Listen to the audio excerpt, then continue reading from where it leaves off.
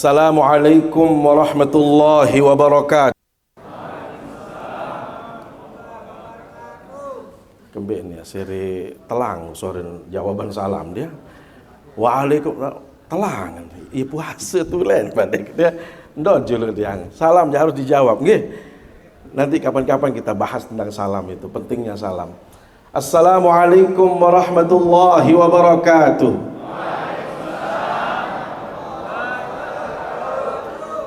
Alhamdulillah wassalatu wassalamu ala rasulillah wa ala alihi wa sahbihi wa man walah, amma ba'du.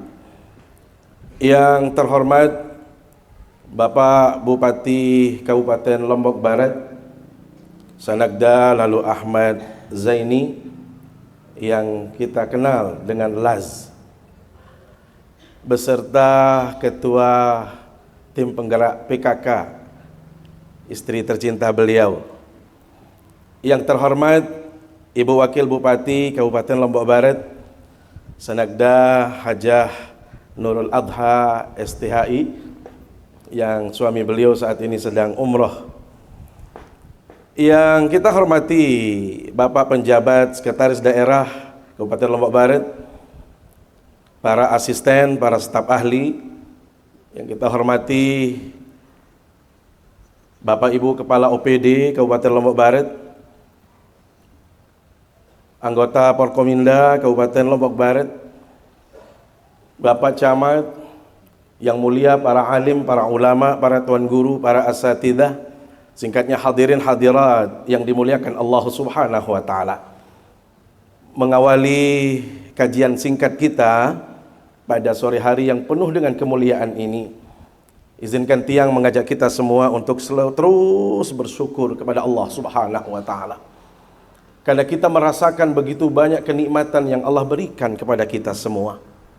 Saat ini kita masih dalam keadaan sehat walafiat, diberikan sempat, diberikan waktu untuk kita bisa melakukan kebaikan, melakukan amal saleh, memperbanyak ibadah-ibadah kita, dan juga kebaikan-kebaikan kita dalam kehidupan ini sebagai modal kita menghadap Allah Subhanahu wa taala. Bila mana kita sudah memiliki modal yang banyak, sama halnya dengan hidup di dunia Bapak Ibu, kita baru akan nyaman, bahagia hidup bila mana kita memiliki modal yang banyak. Bila mana kita memiliki sangu atau modal, maka kita akan bahagia menjalani hidup ini.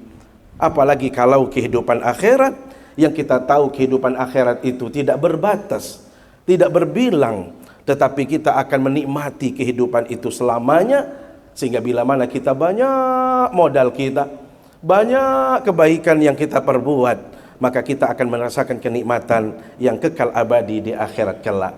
Tetapi sebaliknya, bila mana kita banyak berbuat maksiat, banyak lalai kepada Allah, maka kita akan merasakan azab yang terus menerus di hadapannya kelak. Salawat serta salam selalu kita sampaikan ke hadapan baginda Rasulullah sallallahu alaihi wasallam, panutan kita, teladan kita dalam semua sisi kehidupan, termasuk bagaimana kita beribadah, bagaimana kita bermuamalah, bagaimana kita berakhlak. Semua itu sudah ada teladan pada diri baginda Nabi sallallahu alaihi wasallam. Bila mana kita mampu meneladani beliau, maka dipastikan kita akan membersamai baginda Nabi sallallahu alaihi wasallam di dalam surganya Allah Subhanahu wa taala nanti. Pak Bupati dan hadirin yang dimuliakan Allah Subhanahu wa taala, tadi beliau sudah menyampaikan Al-Qur'an itu diturunkan di bulan Ramadan. Al-Quran adalah kitab suci yang mulia. Saya ingin mengulangi statement ini. Al-Quran adalah kitab suci yang mulia. Maka siapapun yang menghubungkan dirinya dengan Al-Quran, siapapun yang membangun relasinya dengan Al-Quran, maka dia pasti dimuliakan oleh Allah Subhanahu wa ta'ala. Apa bukti setiap yang ada kaitannya dengan Al-Quran pasti diberikan kemuliaan oleh Allah Subhanahu wa ta'ala?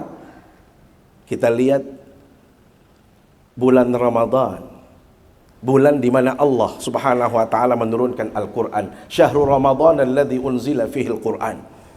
Karena bulan Ramadan adalah bulan diturunkannya Al-Qur'an, maka Ramadan itu menjadi bulan yang paling mulia. Bagaimana kemuliaan bulan Ramadan, Bapak Ibu? Di antara yang menyebutkan tentang keutamaan, kemuliaan bulan Ramadan itu adalah berkenannya Allah Subhanahu wa taala memberikan penilaian khusus untuk mereka yang berpuasa. Kalau ibadah-ibadah yang lain, Bapak Ibu, malaikat diperintah untuk memberikan penilaian. Salat, haji, umrah, itu malaikat yang diperintahkan oleh Allah Subhanahu wa taala. Tetapi kalau puasa, maka Allah berkenan. Di dalam hadis qudsi ditegaskan, illa siyama fa innahu li wa ana ajzi bihi. Kecuali puasa, itu benar-benar untukku, maka aku yang akan memberikan penilaian. Bisa dibayangkan Bapak Ibu, yang memberikan penilaian itu khusus. Puasa itu hanya Allah. Maka berapa nilainya kalau Allah yang memberikan? Pemiliknya langsung, zat yang maha kuasa, zat yang maha mulia.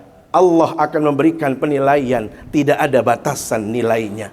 Tetapi kalau malaikat, Bapak Ibu, dia akan tunduk kepada perintah Allah, memberikan nilai sesuai dengan petunjuk dari Allah. Berapa nilainya? Kisaran antara 10 sampai 750. Tidak boleh malaikat melebihi itu. Kenapa? Karena itu perintah Allah. Al-hasanatu bi asyri amsalihha ila 700 dha'f. Kebaikan dibalas 10 atau maksimal 750. Tetapi kalau puasa, innama yuwaffas sabiruna ajrahum bighairi hisab. Khusus untuk puasa, nilai pahalanya tidak berbilang. Bighairi hisab, tidak ada batasannya. Subhanallah, inilah keistimewaan puasa. Kalau kita lanjutkan pertanyaannya Bapak Ibu, kenapa Allah mengkhususkan puasa dibanding ibadah-ibadah yang lain? Kenapa tidak sholat yang Allah katakan biar saya yang menilainya? Kenapa tidak haji yang begitu besar biayanya, saya yang menilainya, jangan engkau wahai malaikat? Tetapi hanya puasa Bapak Ibu. Ternyata di antara sekian banyak jawaban, itu termaktub di dalam kitab Minhajul Qasidin yang ditulis oleh Imam Ibnu Qudamah Al-Maqdisi. Beliau katakan, khusus untuk bulan Ramadan Bapak Ibu, innahu sirrun wa amalun batin la yarahul khalqu wa la yadkhuluhu riya. Satu-satunya ibadah yang paling rahasia sifatnya. Saking rahasianya Bapak Ibu, la yarahul khalqu, tidak bisa dinilai oleh karib, oleh sahabat, oleh atasan, oleh teman. Taruhlah misalnya hari ini, mohon maaf, Pak Sekda kebetulan akan keluar inspeksi karena banyak begitu luas wilayahnya. Semalam bercerita sama istri beliau, Dek, besok saya akan kerja, kayaknya lembur saya. Biar sahurnya 2 piring saja dah, supaya bisa kerja sampai sore. Ini Pak Mahrib senyum-senyum aja.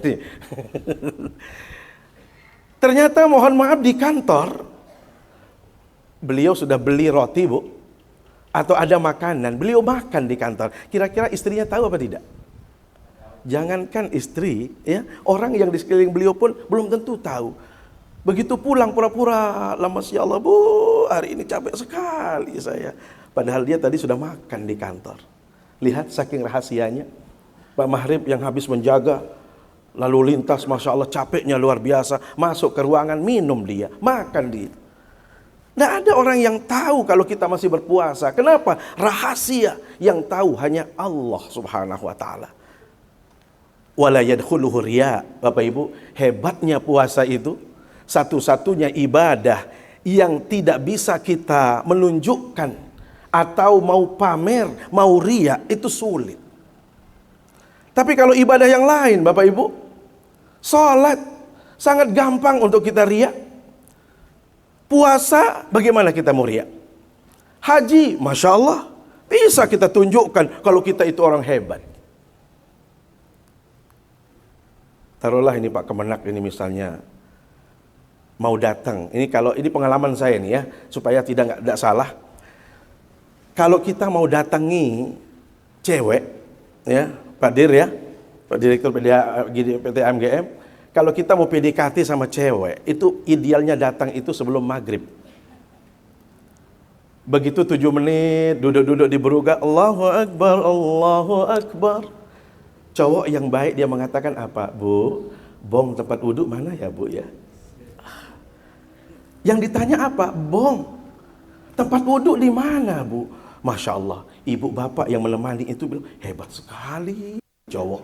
Satu-satunya yang bertanya tempat wudhu, padahal dia punya 3-4 cowok, tapi yang nanya tempat wudhu hanya dia. Hebatnya ibu lagi saking semangatnya. Nah, ini beruga, tempat sholatnya, ini sejadah. Nah, dia tahu dirinya sedang dinilai, Bapak Ibu. Apa yang dilakukan, Pak Hakam? Itu Masya Allah, mau pesali usolinya saja kayak orang sekarang. Allahu Akbar. Subhanallah. Kenapa dia bisa seperti itu Bapak Ibu? Ada penilaian dari dalam sana. Suami istri Bapak Ibu masuk dia ke dalam. Bukannya sholat. Dia ngintip dari jendela. Gimana ini anak? Subhanallah. 5 menit rakaat pertama belum tuntas. Walhasil yang terjadi apa? Ibunya di dalam itu cubit suaminya. Pak, kita sudah 20 tahun berumah tangga. Nggak pernah saya lihat Bapak sholat seperti itu. Lihat itu, anak soleh itu. Sholatnya lama, Bapak itu harus begitu. Subhanallah. Kenapa bisa seperti itu Bapak Ibu? Ada potensi riya karena ada penilaian dari orang lain. Sedekah juga demikian. Haji, umroh, Masya Allah, mungkin awalnya kita ikhlas kita. Tetapi begitu orang mengatakan, hebat Bapak ini ya, bolak-balik Mekah ya. Berubah. Niat yang tadinya tulus, dia akan katakan, saya dulu itu masa 4 tahun, hari bupati loh nih. Ya, las 2 noni. Nah, kira-kira. Tetapi mohon maaf saya sudah sampaikan loh. Ini jujur saya katakan sama ibu-ibu di majelis taklim di situ. Pak Las ini mohon maaf, justru dia miskin sekarang setelah jadi bupati. Yang mengatakan itu bukan saya, anak saya. Ya dia bilang, "Bah, kayaknya bulan Ramadan dulu kita itu dipanggil sama Pak Dirut PDAM." Katanya begitu. Terus apa nak? Ya adalah untuk THR kan begitu kan? Begitu. Ini saya hanya menyampaikan suara anak saya.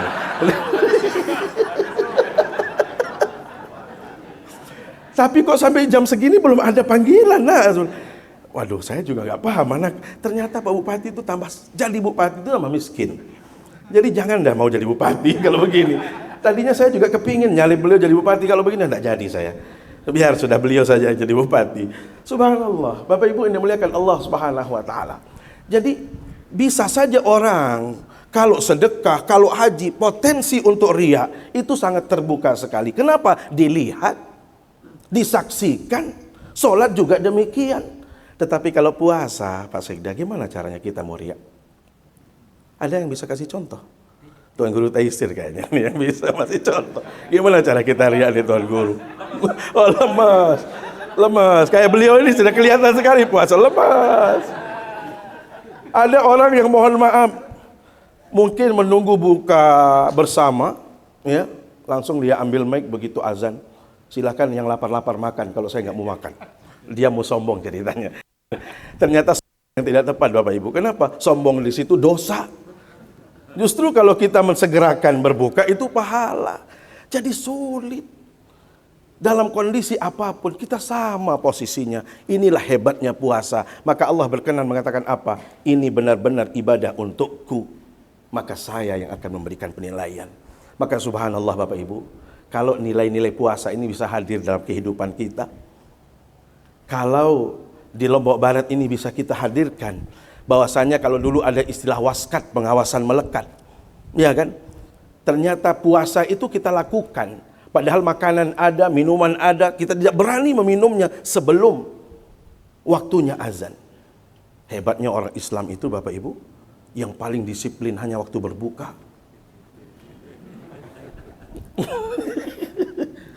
Kalau yang lain masih ada tawar menawar, tapi kalau urusan berbuka, Masya Allah, ngantri kita itu.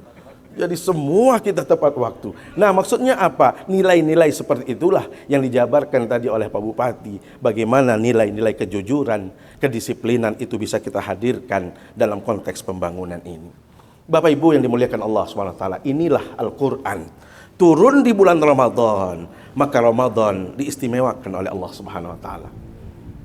Malam yang dimana Al-Quran itu diturunkan oleh Allah Subhanahu wa taala, maka jadilah malam itu Lailatul Qadar yang nilainya lebih baik daripada 1000 bulan. Bapak Ibu, berapa nilainya itu?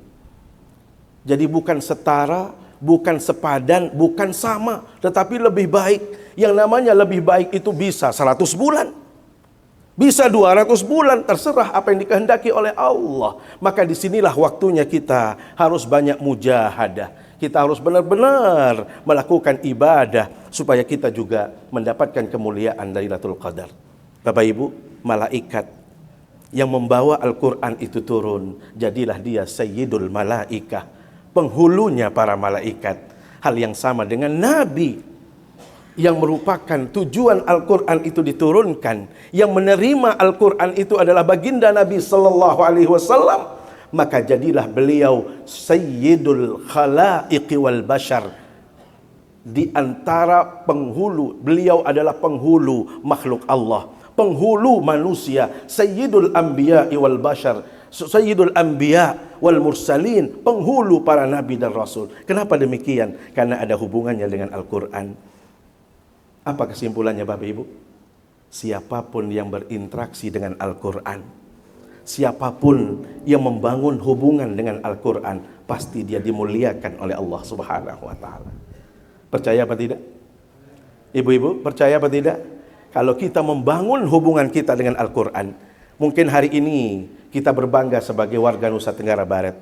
Ananda Zian, qari yang dari Bima, yang menjuarai MTQ internasional di Irak. Kemarin beliau, Ananda itu harus duduk di hadapan para petinggi negara membaca Al-Quran di Istana Negara. Belum lagi hadiah dari sana sini. Pak Prabowo menjamin anak ini sekolah dari saat ini sampai kuliah kemanapun, saya yang membiayainya. Dengan apa itu Bapak Ibu? Berkat Al-Quran. Saya pikir kita juga punya qari nasional, Ustadz Zaitun Ridwan. Lombok Barat itu punya cacat netra yang luar biasa. Beliau itu adalah satu-satunya juara nasional yang terus konsisten mendapatkan juara di level nasional. Dimuliakan oleh Allah SWT. Padahal tidak melihat. Tetapi kehidupannya luar biasa. Ada saja jalan yang dibagi oleh Allah SWT. Kenapa? Ada hubungannya dengan Al-Quran. Pertanyaannya Bapak Ibu, bagaimana cara kita menghubungkan diri dengan Al-Quran agar kita mendapatkan yang namanya kemuliaan tadi? Mari kita resapi firman Allah Subhanahu wa taala dalam surat Al-An'am ayat 155. Bismillahirrahmanirrahim. Wa hadza kitabun anzalnahu mubarakun fattabi'uhu wattaqu la'allakum turhamun.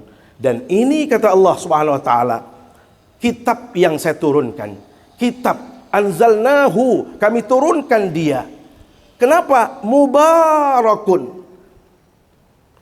Mubarak itu artinya berkah. Maka Al-Quran itu diturunkan karena berkah, mengandung berkah, membawa orang atau manusia kepada keberkahan. Apa makna berkah Bapak Ibu? Berkah itu adalah az-ziyadah, ziyadatul khair, selalu bertambahnya kebaikan. Atau dalam makna yang lain disebutkan al-barakah ay subutul khairil ilahi fi syai', selalu ada kebaikan dalam segala sesuatu. Jadi kalau kita melakukan apapun dalam kehidupan ini Bapak Ibu, ada kebaikan. Ibu-ibu, kalau mau mudah memahami berkah itu, kalau ibu punya suami pergi maulid, bawa apa Bu? Bawa apa? Berkat. Pak Mahrib, kalau kita datang ke maulid bawa apa? Pak, berkat. Nah itulah kira-kira. Berkat itu adalah sesuatu yang tambah. Padahal kita sudah dapat makan di masjidnya, tetapi ada yang kita bawa oleh-oleh, itu namanya berkah. Selalu ada kebaikan, ada tambahan. Pertanyaannya Bapak Ibu, bagaimana cara kita untuk mendapatkan berkah Al-Quran atau kebaikan dari Al-Quran? Pertama kata Rasul SAW, khairukum man ta'allama al-Qur'ana wa 'allamah. Sebaik-baik kita atau seberkah-berkah manusia itu adalah yang belajar Al-Quran dan juga mengajarkan Al-Quran. Ini menjadi cara kita untuk meraih keberkahan Bapak Ibu. Tolong belajar Al-Quran. Belajar Al-Quran itu tidak ada batasannya, tidak ada usianya. Dari kecil sampai kita tua sekalipun, terus kita belajar memperdalam Al-Quran. Jangan dengan alasan saya sudah pensiun, saya ini sudah tua, saya tidak perlu belajar Al-Quran. Mohon maaf, itu keliru sekali. Al-Quran itu adalah merupakan sumber keberkahan. Atau boleh dikata Bapak Ibu, identitas seorang muslim itu harus ditunjukkan melalui Al-Quran. Maka tidak ada satupun di antara kita yang tidak bisa baca Al-Quran.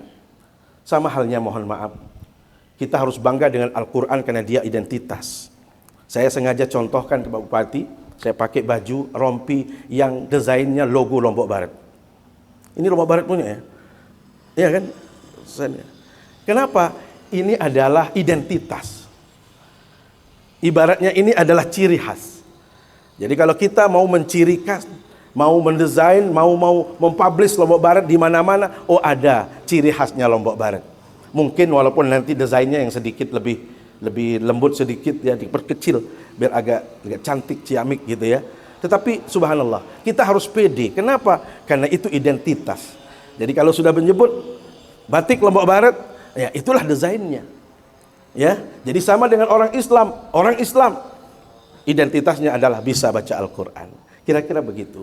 Maka jangan sampai kita tidak bisa membaca Al-Quran, apalagi ibu-ibu. Ya, ini adalah momentum kita untuk mencoba membaca Al-Quran, membangkitkan semangat untuk membaca Al-Quran. Jadi ingat, cara kita mendapatkan berkah itu adalah baca Al-Quran. Mohon maaf, belajar membaca Al-Quran. Yang kedua, kalau kita sudah bisa membacanya Bapak Ibu, kalau kita sudah belajar membaca Al-Quran, maka mari kita baca Al-Quran itu. Jangan hanya Al-Quran itu dijadikan azimat. Ini kadang-kadang di lemari ditaruh, nggak pernah diturunkan Al-Qurannya. Kenapa? Azimat. Ada lagi, ini Pak Samsul ini, kalau ada masyarakat yang pakai mobil kadang-kadang ya, saya kalau ada lantas, saya taruh di depan itu Al-Quran. Nah, nggak berani dia tangkap. Wah, jangan-jangan ini ustadz ini, jangan yang sering ceramah itu. Nggak berani dia Pak Samsul. Ya, walaupun itu benar bisa memberikan keberkahan, tetapi alangkah idealnya kalau kita ingin berkah yang benar-benar berkah, baca Al-Quran. Bukankah Rasul SAW menegaskan, man qara'a harfan min kitabillah, barang siapa yang membaca satu huruf dari Al-Quran itu Bapak Ibu, dia akan mendapatkan 10 pahala. La aqulu alif lam mim harf. Saya tidak pernah mengatakan alif lam mim itu satu huruf kata Rasul, tetapi alif itu satu huruf, lam itu satu huruf, mim satu huruf. Maka kalau kita baca alif lam mim berapa dapatnya?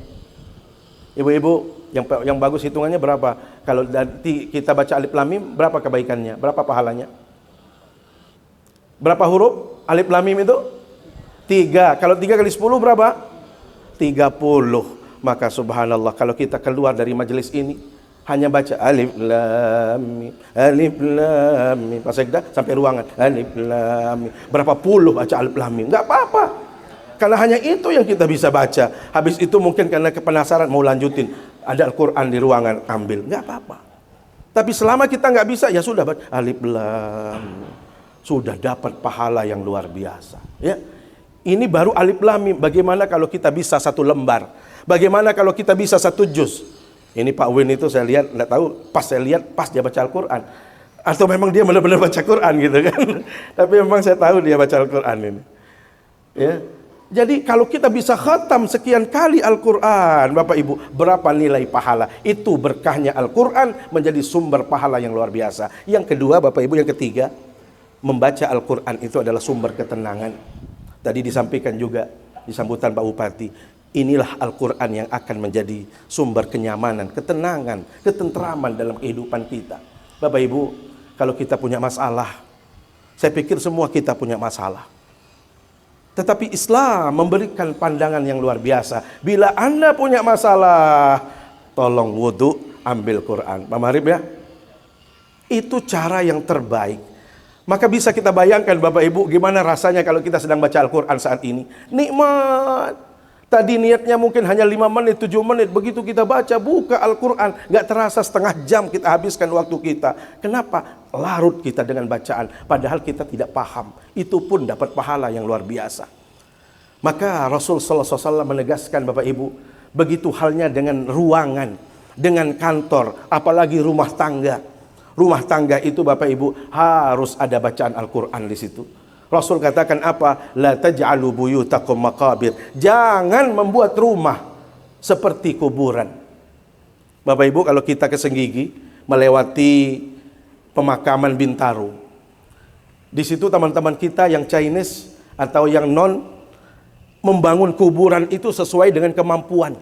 Ada yang kaya sekali Bapak Ibu, dia membangun kuburannya sampai 1 miliar. Kira-kira ada pegawai di sini yang mau tidur coba-coba bagaimana rasanya kuburan 1 miliar? Supaya tahu rasanya. Yang namanya kuburan ya tetap kuburan Bapak Ibu. Walaupun mahal tidak akan pernah nyaman kita tinggal di situ. Maka apa kata Rasulullah SAW? Hal yang sama dengan rumah. Mungkin interiornya mewah, desainnya bagus, luas, kolam renang juga ada. Tetapi kalau tidak dibacakan Al-Quran di situ ibu-ibu, sama halnya dengan kita sedang membangun kuburan. Makanya saya, Pak Penjabat Sekda, hampir setiap event-event pernikahan itu saya hadir. Yang saya senang itu apa? Kalau hadir di hotel, di gedung, saya melihat foto-foto free wedding. Pak Abbas pernah ada free weddingnya nggak sih? Nggak ada ya. Jadi pre-wedding itu apa? Kita lihat foto-foto sebelum akad itu sudah ada, Bu. Ada di antara foto pre-wedding itu yang mohon maaf sedang mengaji, suaminya pakai penudin, gitu kan? Istrinya buka Al-Quran. Coba ngelihatnya saja indah apa tidak? Nikmat. Melihat foto itu saja nikmat. Ada lagi yang suami istri sedang sholat berjamaah, suaminya imam, istrinya sedang makmum, masya Allah indah rupanya Bapak Ibu. Ada lagi yang selesai sholat sedang salaman, subhanallah. Bapak Ibu, sayang 1000 sayang Bapak Ibu. Itu hanya dipoto, bukan asli. Ternyata aslinya tidak ada orang yang ngaji, tidak ada orang yang berjamaah. Bagaimana tidak ada konflik dalam rumah tangga? Sebentar-bentar kelahi, segentar-gentar masalah terus. Kenapa? Karena hampir semua orang yang tinggal di situ tidak ada yang membaca Al-Quran. Yang terakhir, cara kita untuk mendapatkan keberkahan Al-Quran, sebagaimana yang disampaikan Bu Bupati tadi, mari kita hadirkan nilai-nilai Al-Quran. Sekecil apapun yang kita bisa. Dalam konteks kita bekerja, ya, bagaimana kita menata kedisiplinan kita. Bagaimana kita membangun masyarakat dari desa itu akan hadir kalau kita semua juga bisa berpegang dengan acuan yang sudah kita sepakati bersama. Sehingga kalau kita semua sama niatnya, sama tujuannya, saya yakin semua kerja-kerja bersama, kerja-kerja yang berat ini bisa akan tercapai secara bersama-sama. Saya pikir demikian. Terima kasih atas segala perhatian. Mohon maaf atas segala kekurangannya. Aqulu qauli hadza wa astaghfirullah. Wassalamualaikum warahmatullahi wabarakatuh.